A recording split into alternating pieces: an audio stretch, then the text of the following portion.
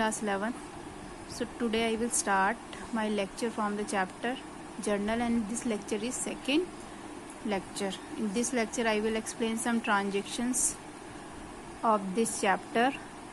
So firstly I explain the transaction capital, how to make a journal entry of capital. ठीक है. So normally you have given in question started business with cash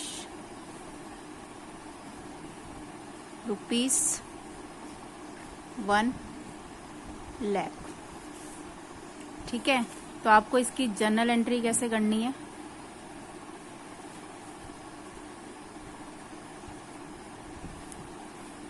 capital से related transaction आपको जब भी given होगी तो आपको अपनी बुक्स ऑफ अकाउंट में जर्नल एंट्री कैसे पास करनी है? तो स्टार्टेड बिजनेस विद कैश. जब भी कोई बिजनेस स्टार्ट किया जाता है तो उस बिजनेस में हम क्या इन्वेस्ट करते हैं? कैश. तो उस कंडीशन में आपकी क्या इंक्रीज हो जाएगी? कैपिटल. मैंने प्रीवियस लेक्चर में भी ये वाली ट्रांजैक्शन आपको एक्सप्लेन करी थी. तो सबसे पहले तो फॉर्मेट सबको अच्छे से आना चाहिए. आप उसी फॉर्मेट में आप अपनी जर्नल एंट्री करोगे. जैसे मैंने आपको बताया था, पहला कॉलम होगा आपका डेट का, देन पर्टिकुलर्स, देन एलएफ का कॉलम होगा, और उसके बाद आपके दो कॉलम होंगे, that is related to debit amount and credit amount. Clear? तो आपके यहाँ पे नॉर्मली 5 कॉलम्स होंगे, और ये वाला जो कॉलम होगा आपका ये होगा एलएफ का, date, particular, LF, debit amount and credit amount. Clear? तो जैसे मैंने फर्स्ट एंट्री आपको बतानी है, मुझे कैपिटल को आप कैसे अपनी बुक्स ऑफ अकाउंट में एंटर करोगे. ठीक है. तो जब भी कैपिटल की एंट्री होगी तो सबसे पहली चीज क्या इंक्रीज होता है? कैश तो इंक्रीज होगा ही. हम बिजनेस स्टार्ट कर रहे हैं, हमने बिजनेस पे पैसा लगाया है, तो एक तरफ तो हमारी कैश इंक्रीज हो रही है एज एन एसेट, और दूसरी साइड हमारी एक लाइबिलिटी इंक्रीज हो रही है, ऑनर्स लाइबिलिटी आप बोल सकते हो, which is created through capital, that is 1 lakh. ठीक है.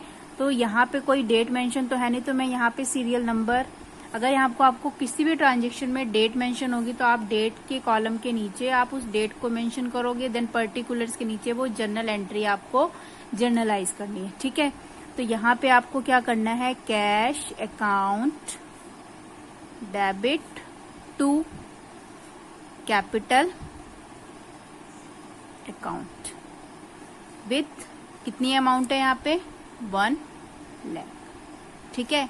अभी हम किसी भी बुक के क्वेश्चन को फॉलो नहीं कर रहे हैं, मैं नॉर्मली आपको सिर्फ एक एंट्री बता रही हूँ किस टाइप से आपको एंट्रीज पास करनी है. ठीक है. जब भी आप किसी भी जर्नल एंट्री को करोगे तो उसके नीचे एक आपको नरेशन देनी होती है. वो नरेशन क्या होती है? बीइंग स्टार्टेड, बीइंग वर्ड से आपको स्टार्ट करना है, तो being started business with cash. Clear? तो ये थी आपकी नरेशन. नरेशन एक ब्रीफ समरी होती है किसी भी ट्रांजैक्शन को एक्सप्लेन करने के लिए कि आपने अपनी ट्रांजैक्शन में क्या क्या शो किया है. मीन्स हमने बिजनेस स्टार्ट किया है कैश के साथ, तो कैश से बिजनेस जब स्टार्ट किया तो हमारी, मैंने कल भी बताया था, कैश इंक्रीज हो रहा है. ठीक है. और यहाँ पे क्या इंक्रीज हो रहा है? ये भी इंक्रीज हो रहा है. ये एक एसेट है और ये क्या है? कैपिटल. ठीक है. तो रूल्स के अकॉर्डिंग जब भी कोई कैपिटल इंक्रीज होती है तो उसे हम करते हैं क्रेडिट. तो इस वजह से हमने उसको क्रेडिट किया हुआ है. टू लगाने के बाद वो टर्म क्रेडिट में चली जाती है. ठीक है. तो और आपको दोनों ही अमाउंट को एक ही कॉलम में नहीं लिखना है, आपको अलग अलग कॉलम में लिखना है. मीन्स कैश के कॉलम को आपको लिखना है डेबिट, क्योंकि ये टर्म ऊपर है, और थोड़ा सा स्पेस लेने के बाद 2 लिखना है. देन क्या करना है? आपको कैपिटल लिखना है, और यहाँ पे इस कॉलम में क्या लिखना है? आपको 1 लाख. क्लियर? ये तो थी आपको कि बिजनेस स्टार्ट करने की एंट्री, कि बिजनेस को जब कैश से स्टार्ट किया जाता है. अब मैं कुछ ट्रांजैक्शन लूंगी परचेज से रिलेटेड. ठीक है. Transactions related to purchases. ठीक है. अब परचेजेस से ऐसे बहुत सारी ट्रांजैक्शंस होती हैं. परचेज मीन्स खरीदना, ऐसे लेन देन जो खरीदने से रिलेटेड है। तो पहली ट्रांजेक्शन लेके चलते हैं। मैं एक एक ट्रांजेक्शन आपको पहले लिख लेते हैं यहाँ पे। परचेज, ठीक है, पहली ट्रांजेक्शन है परचेज गुड्स इन कैश, ठीक है, ₹10,000। सभी ट्रांजेक्शन को आप लोग ध्यान से देखना। अब दूसरी ट्रांजेक्शन है purchase goods in cash from Ram, ठीक है, ₹10,000, ठीक है। अब फिर एक एंट्री लेते हैं परचेज गुड्स फ्रॉम राम, ठीक है, ₹10,000। इन सभी ट्रांजेक्शन में थोड़ा थोड़ा डिफरेंस है, ठीक है। हमने परचेज किया कैश में, देन कैश में किया है लेकिन पर्सन का नाम भी आ गया, फिर परचेज किया है लेकिन किससे किया है, राम से, ठीक है। तो अब इन तीनों ट्रांजेक्शन को आपको ध्यान से देखना है कि आपको अपनी एंट्री में कैसे इनको लिखना है। मैं यहाँ पे भी फॉर्मेट नहीं बना रही हूँ, सिंप्लीफाई आपको एक्सप्लेन करूँ, लेकिन जब आप अपनी ट्रांजेक्शन को करोगे तो आप प्रॉपर फॉर्मेट के अंदर इसको डेट, पर्टिकुलर, LF, डेबिट और क्रेडिट का मीन्स प्रॉपर फॉर्मेट में आप अपनी ट्रांजेक्शन को लिखोगे। तो सबसे पहली एंट्री क्या है, परचेज गुड्स इन कैश, ठीक है। सबसे पहले एंट्री को समझते हैं हम। परचेज गुड्स इन कैश, हमने गुड्स खरीदी हैं कैश में, कितने थाउजेंड की, 10,000 में। तो परचेज हम वर्ड यूज करते हैं गुड्स को खरीदने के लिए। गुड्स में सामान, जैसे कि जिस भी टाइप का बिजनेस, जो भी बिजनेस हम चला रहे होते हैं उसमें जो भी सामान खरीदा जाता है, जैसे कि कोई बिजनेस चल रहा है वो गारमेंट्स का ही चल रहा है, तो उसमें जो गुड्स होंगी वो क्या कहलाएंगी, क्लॉथ्स उसकी गुड्स कहलाएंगी, ठीक है। और अगर कोई बिजनेस हमारा आप बोल सकते हो शूज का है तो शूज ही उसकी गुड्स कहलाएंगी, ठीक है। या फिर किसी का बिजनेस है एज ए कोल्ड ड्रिंक्स, तो वो कोल्ड ड्रिंक्स ही क्या कहलाएंगी, उसकी गुड्स कहलाएंगी। तो हर एक बिजनेस के उसके बिजनेस के नेचर के अकॉर्डिंग उसकी गुड्स होती हैं, ठीक है।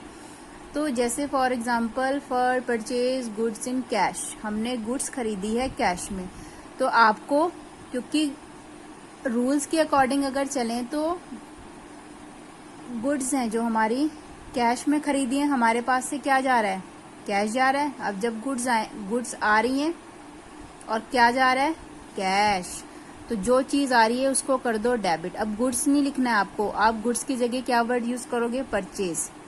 तो क्या लिखोगे आप, परचेज अकाउंट डेबिट, ठीक है। डेबिट वर्ड भी आपको लगाना है, जैसे मैंने यहाँ पे लगाया था।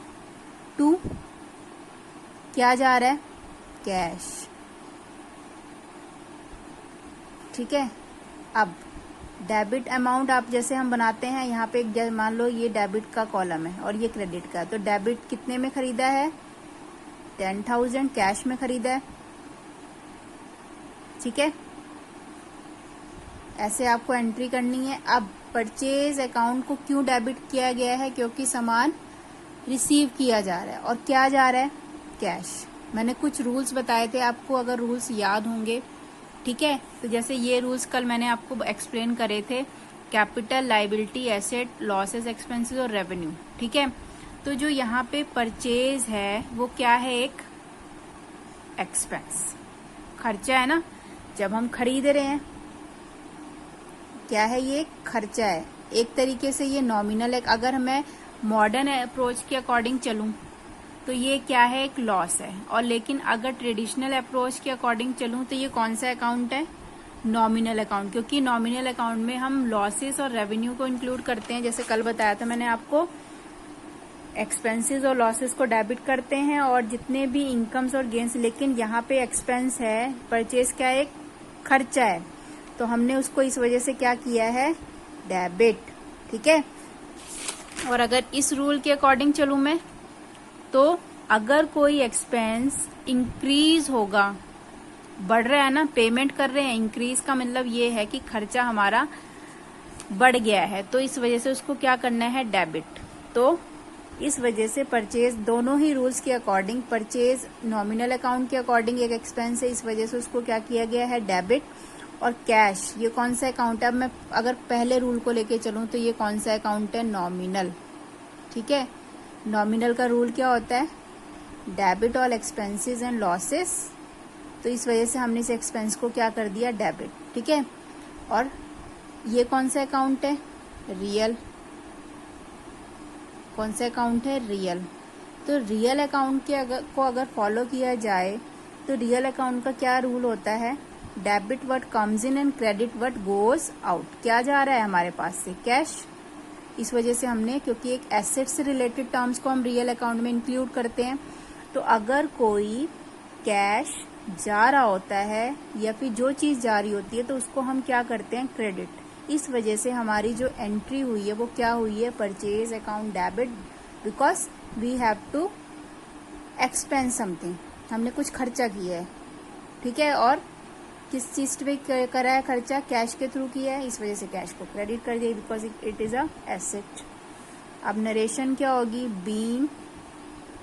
नरेशन का मीनिंग ये होता है कि आपने जो भी ट्रांजेक्शन करी है ना उसको एक्सप्लेन कर दो एक लाइन के थ्रू। बीइंग वर्ड जरूर लगाना है आपको, being goods purchased in cash. ठीक है, बाकी आपकी यही एंट्री हो जाएगी। तो ये हो गई आपकी पहली एंट्री। अब चलते हैं, क्योंकि हम कैश में खरीद रहे थे इस वजह से कैश को क्रेडिट किया था और गुड्स परचेज को क्या किया था, गुड्स वर्ड नहीं लगाना है, सिर्फ परचेज वर्ड ही लगाना है आपको।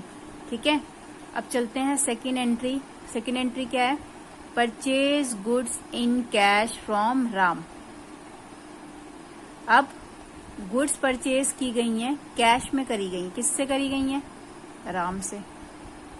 राम से करी है ना हमने गुड्स परचेज। तो आपको एंट्री क्या करनी है, यहाँ पे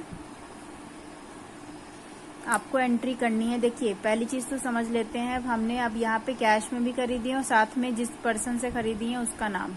तो ये चीज आप ध्यान रखना, अगर आपने गुड्स कैश में परचेज करी है और साथ में पर्सन का नाम आ रहा है तो अब हमारे पास ये कंफ्यूजन रहता है कि हम क्या लिखें, कैश लिखें या राम लिखें, किसको क्रेडिट करें। तो सिंपल सी टर्म है, जब भी कैश में खरीदोगे आप और आपको इस पर्सन का नाम भी आ रहा है तो आपको सिंपल एंट्री करनी है, purchase account debit to cash. आपको राम को क्या नहीं करना है, चाहे पर्सन का नाम भी गिवन हो। ठीक है, तो आपको इसमें एंट्री क्या करनी है, परचेज अकाउंट डेबिट टू क्या, कैश अकाउंट विथ 10,000 एंड 10,000। अब इन दोनों एंट्रीज में ट्रांजैक्शन में जो स्टेटमेंट है थोड़ी सी चेंज है, बट एक ही चीज है। यहाँ पे भी हम कैश में परचेज करें लेकिन उस पर्सन का नाम नहीं गिवन, तो हमने कैश किया था, लेकिन यहाँ पे हम कैश में खरीद तो रहे हैं लेकिन पर्सन का नाम भी है। तो आपको एक सिंपल सी टर्म याद रखनी है, जब भी परचेज की एंट्री में कैश में अगर परचेज किया जाता है और साथ में पर्सन का नाम भी है तो पर्सन को छोड़ दो, आपको सिर्फ कैश को क्या करना है, क्रेडिट। ठीक है, आपको उस पर्सन को नहीं देखना है जिससे खरीदा गया, बिकॉज हमने ऑलरेडी कैश पे कर दिया तो कैश को ही आप पे करोगे, उस पर्सन को नहीं करना है क्रेडिट। ठीक है, तो आपकी एंट्री क्या हो जाएगी, बीइंग, थोड़ा सा नरेशन को चेंज कर देते हैं, being goods purchased in cash from Ram. ठीक है, एंट्री वही रही लेकिन थोड़ा सा चेंज हो गया। अब चलते हैं थर्ड एंट्री की तरफ। थर्ड एंट्री क्या है, परचेज गुड्स फ्रॉम राम ₹10। अब इसमें कुछ भी मेंशन नहीं है, कैश में हुआ है क्या हुआ है। ठीक है, तो अगर कोई एंट्री हमें दी हुई है परचेज करने की और लिखा हुआ है गुड्स परचेज करी है राम से और कैश कुछ भी नहीं लिखा हुआ है, ठीक है, तो आपको वो एंट्री क्या माननी है, क्रेडिट, उधार, हमने कुछ कैश नहीं पे किया। तो उस कंडीशन में ये तो थी हमारी फर्स्ट ट्रांजेक्शन, ये थी सेकंड। अब चलते हैं थर्ड पे। तो थर्ड ट्रांजेक्शन क्या हो जाएगी, परचेज, यहाँ पे भी आप परचेज को ही क्या करोगे, डेबिट, ठीक है, टू अब यहाँ पे कैश तो कुछ जा ही नहीं रहा है, राम को ही राम से खरीदा। जब भी इस टाइप की एंट्री आए तो आपको समझ लेना है कैश में तो कुछ लिखा नहीं हुआ है, सिर्फ ये लिखा हुआ है purchase goods from Ram, means Ram से खरीदी गई है, कैश कुछ नहीं दिया गया है। तो आपको वो उधार मान के चलना है और उसी पर्सन को क्रेडिट कर देना है। ठीक है। अब यहाँ पे क्योंकि पर्सन का नाम आया, आप किसी भी अकाउंट वर्ड को यूज नहीं करोगे। ठीक है। एंट्री कितने से हो जाएगी, डेबिट 10,000 और 10,000 से ही क्या हो जाएगी वो क्रेडिट। अब यहाँ पे नरेशन क्या होगी, being goods purchased from Ram. ठीक है। इसमें भी क्या है, अब यहाँ पे भी कौन सा अकाउंट है, नॉमिनल है बिकॉज एक्सपेंस है, लेकिन राम क्या है, एक यहाँ पे एक राम है पर्सनल अकाउंट, और यहाँ पे ये क्या है, नॉमिनल अकाउंट, क्योंकि एक्सपेंस है। नॉमिनल अकाउंट एक खर्चा है तो हमने डेबिट कर दिया रूल के according, debit all expenses and losses. और राम एक पर्सनल अकाउंट है, पर्सनल अकाउंट का रूल क्या होता है, debit the receiver and credit the giver. जो दे रहा है उसको क्रेडिट कर दो। यहाँ पे गुड्स कौन दे रहा है, राम दे रहा है ना, क्योंकि हमने अगर परचेज किया तो गुड्स हमें कौन दे रहा है, राम दे रहा है ना। तो हमारे पास गुड्स आ रही हैं, किससे आ रही हैं, गिवर कौन है, राम। इस वजह से हमने यहाँ पे राम को क्या कर दिया है, क्रेडिट। ठीक है। एक और इसी टाइप की एंट्री में बता रही हूँ, यहाँ पे चलते हैं आगे। Purchase goods ₹10,000। अब इस एंट्री में क्या चेंज है, यहाँ पे ना तो कैश है ना राम है, कुछ भी नहीं है, ना क्रेडिट है। अब जब भी इस टाइप की एंट्री आएगी, ठीक है, जिसमें ना तो कैश मेंशन होगा ना ही किसी पर्सन का नाम होगा, तो आपको वो एंट्री क्या मान के चलनी है, कैश। सभी को ध्यान में रखना है। अगर आपको सिंपल एंट्री आएगी परचेज गुड्स, तो उस कंडीशन में आप एंट्री क्या करोगे, purchased account debit to cash. या भले ही यहाँ पे कैश मेंशन नहीं है, पर्सन का नाम भी तो नहीं है कि हम क्रेडिट मान ले, ना तो कैश है ना ही पर्सन का नाम है। तो उस कंडीशन में अगर सिंपल आपको लिखा हुआ आता है परचेज गुड्स, तो आपको एंट्री सिंपल करनी है, purchase account debit to cash account with 10,000। ठीक है, ये हो गई डेबिट अमाउंट, ये क्रेडिट। बीइंग गुड्स आप ऐसे सिंपल एंट्री भी करते हो, बीइंग गुड्स परचेज्ड। ठीक है।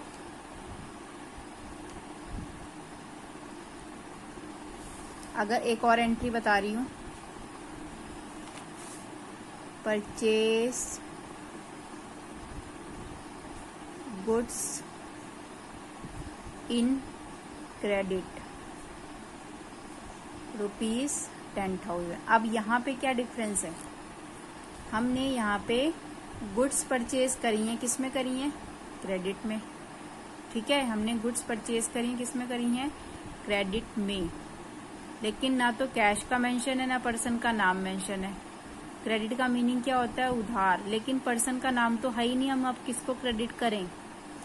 तो जब भी आपको इस टाइप की एंट्री मिलेगी ना, तो आपको एंट्री क्या करनी है, परचेज अकाउंट डेबिट टू। अब पर्सन है ना, तो राम है ना कुछ है, हम सिर्फ क्रेडिट लिखा हुआ है, मीन्स कैश भी नहीं पे किया है हमने यहाँ पे। अब पर्सन का नाम है ही नहीं, तो जिस पर्सन से हम सामान खरीदते हैं ना, वो क्या कहलाता है, जो पर्सन हमें सेल कर रहा होता है, कि जिस पर्सन से फर्म परचेज करती है उस पर्सन को क्या बोला जाता है, क्रेडिटर। हमने बेसिक टर्म्स में पढ़ा था ना, goods we purchase good from a person, this person is called creditor. और अब पर्सन का नाम है तो आप अकाउंट नहीं लगाओगे वर्ड, आप क्या यूज करोगे, purchase account debit to creditor, जो भी क्रेडिटर, क्योंकि यहाँ नाम नहीं है किसी पर्सन का, तो हमने पर्सन के नाम की जगह क्रेडिटर लिख दिया, मीन्स क्रेडिटर है वो, जिसने हमें क्या दिया है, उधार में गुड्स सप्लाई करी है। गुड्स जिसको सेल की जाती है, जिन पर्सन को हम गुड्स सेल करते हैं वो हमारे डेटर्स कहलाते हैं, और जिस पर्सन से फर्म गुड्स परचेज करती है वो क्या कहलाते हैं, क्रेडिटर्स। तो आपको यहाँ पे नरेशन क्या देनी है, being goods purchased from creditor, या फिर आप बोल सकते हो परचेज फ्रॉम क्रेडिटर या इन क्रेडिट, ऐसे भी आप नरेशन लिख सकते हो। ठीक है, ये तो थी आपकी परचेज रिलेटेड ट्रांजेक्शन जो आपको अपनी बुक्स ऑफ अकाउंट में कैसे जर्नलाइज करनी है। ठीक है, अब यहाँ पे भी ये एक्सपेंस है एक, और यहाँ पे क्या है, ये एक पर्सनल अकाउंट है अकॉर्डिंग टू गोल्डन रूल। ठीक है, according to golden rule debit all expenses and losses, that's why we debit purchase account. और अगर पर्सनल अकाउंट का रूल फॉलो करें, पर्सनल अकाउंट का रूल, अब आधे बच्चों को डाउट होगा, हाँ पर्सनल अकाउंट में पता कैसे लगेगा। ठीक है, तो ये टर्म्स भी मैंने बहुत सारी टर्म्स आपको बताई थी कि कौन कौन से अकाउंट को पर्सनल अकाउंट में यूज किया जाता है। हमने पढ़ा था ना, किसी भी पर्सन का नाम आ जाए, कोई इंस्टीट्यूट आ जाए या कुछ और जैसे आर्टिफिशियल फॉर्म आ जाए तो वो पर्सनल अकाउंट के अंदर काउंट होते हैं। ये भी पर्सन एक तरीके से पर्सन ही, कैपिटल अकाउंट हो गया, ड्राइंग अकाउंट हो गया, ये सारे पर्सनल अकाउंट हैं। परचेज हो गया, सेल्स हो गया, ये सारे, कोई भी खर्चा है तो कौन सा अकाउंट हो गया, एक्सपेंस अकाउंट, पेमेंट हो रही है जिसमें। अब सेल्स है, सेल्स से हमारे पास एक तरीके का रेवेन्यू है, पैसा आ रहा है, कुछ रिसीव कर रहे हैं तो रेवेन्यू अकाउंट हो गया, वो सारे नॉमिनल में इंक्लूड किए जाते हैं। ठीक है, तो ये मैंने जब हमने टाइप्स ऑफ अकाउंट पढ़ा था तो मैंने आपको सभी को एक्सप्लेन किया था। ये rules of debit and credit में भी हम सभी चीज़ें डिस्कस कर चुके हैं। एक बार रफली मैं फिर आपको एक्सप्लेन कर दूंगी अगर किसी बच्चे को कुछ डाउट होगा। ठीक है, तो ये थी आपकी परचेज से related transaction. In next lecture I will explain some other transaction related to sales term. Clear? Now I am ending this class. I hope सभी को अच्छे से समझ में आ गया होगा, और बहुत ही इंटरेस्टिंग चैप्टर है, बिल्कुल भी बर्डन नहीं लोगे आप लोग, और बहुत ही इंटरेस्ट इसमें आता है पढ़ने में जब आप इसको अच्छे से समझ लोगे। ठीक है, okay, I am ending this class. Thank you so much.